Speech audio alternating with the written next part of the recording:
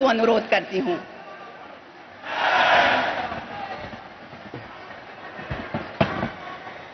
आपल्या देशाचे प्रधानमंत्री नरेंद्र मोदीजी,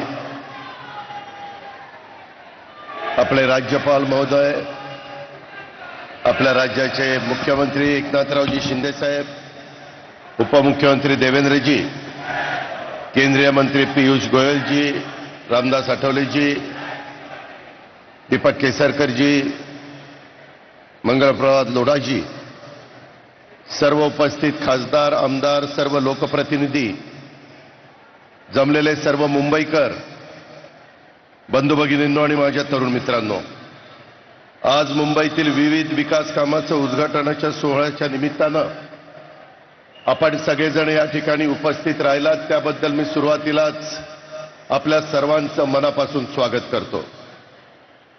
आपल्या देशाचे तिसऱ्यांदा पंतप्रधान पदाची धुरा हाती घेतल्यानंतर पहिल्यांदाच पंतप्रधान आज आपल्या मुंबईमध्ये येत आहेत, देशाच्या आर्थिक राजधानीमध्ये येत आहेत, आपल्या महाराष्ट्राच्या राजधानीत येत आहेत। मी त्यांचं मनापासून महाराष्ट्रातल्या तमाम जनतेच्या वतीनं स्वागत करतो। सलग तिसऱ्यांदा मोदीजींनी त्यांच्या नेतृत्वावर देशातील जनतेने विश्वास दाखवला आणि तो त्यांनी गेल्या 10 वर्षात देश घडवून आणलेल्या विकासाच्या नव्या पर्वामुळे। मोदीजी तिसऱ्यांदा पंतप्रधान झाल्यानंतर त्यांचा हा महाराष्ट्राचा पहिलाच दौरा आणि मुंबईचाही दौरा, या सोहळ्याच्या निमित्तानं संबंध महाराष्ट्रातील जनतेच्या वतीनं एक सगळ्यांना मनापासूनचा आनंद होतोय। मित्रांनो, आज मुंबई, ठाणे, नवी मुंबई परिसरातील 29,400 कोटींहून अधिक किमतीच्या विविध विकास कामांचं उद्घाटन आदरणीय पंतप्रधान नरेंद्र मोदीजींच्या हस्ते होत आहे। आजच माननीय पंतप्रधान मंत्रिपदाच्या हस्ते मुख्यमंत्री युवा कार्य प्रशिक्षण योजनेचा शुभारंभ देखील होतोय। तरुण तरुणींना एक नवी दिशा दाखवण्याचं काम राज्य सरकारने या योजनेच्या निमित्तानं केलेलं आहे।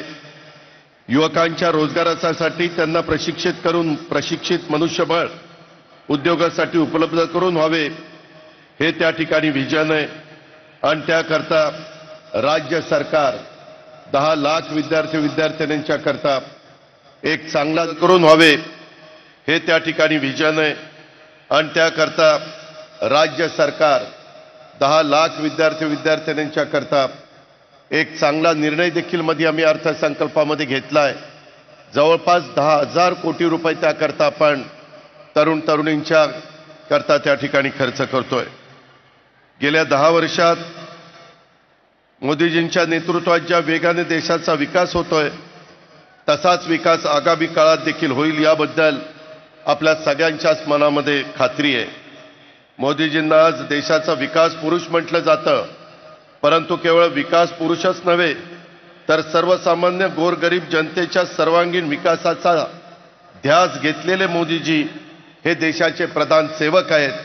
मुंबईत कोट्यवधी रुपयांची विकास कामं होत आहेत। आज मुंबईमध्ये सर्वसामान्य माणसाला शहरातल्या एका भागातनं दुसऱ्या भागात जलद जाण्याकरता Goregaon Mulund link road project असेल, ठाणे बोरवली टनेल प्रोजेक्ट असेल, तसंच गतिशक्ती कार्गो टर्मिनल यांची पायाभरणी होतीये। लोकमान्य टिळक टर्मिनलचे येथे नवीन प्रोजेक्टचे लोकार्पण आज आपलं होत आहे। हे सर्व मोदीजींच्या कार्यकाळातच होत आहे, ह्याचा मला मनापासूनचा आनंद आहे। मित्रांनो, मोदीजींच्या कार्यकाळातच अटल सेतू, स्वराज्य रक्षक संभाजी महाराज किनारी मार्ग हे प्रकल्प कार्यान्वित झाले। मुंबई मेट्रोचे प्रकल्प वेगात होत आहेत। नवी मुंबईमध्ये आंतरराष्ट्रीय दर्जाचं विमानतळ असे मोठे प्रकल्प आज वेगाने पूर्णत्वाला जात आहेत। मित्रांनो, विकास कामं होत असताना जनतेला आपलं वाटेल अशा लोककल्याणी कारभार आज देशामध्ये आणि राज्यामध्ये आपण करतोय।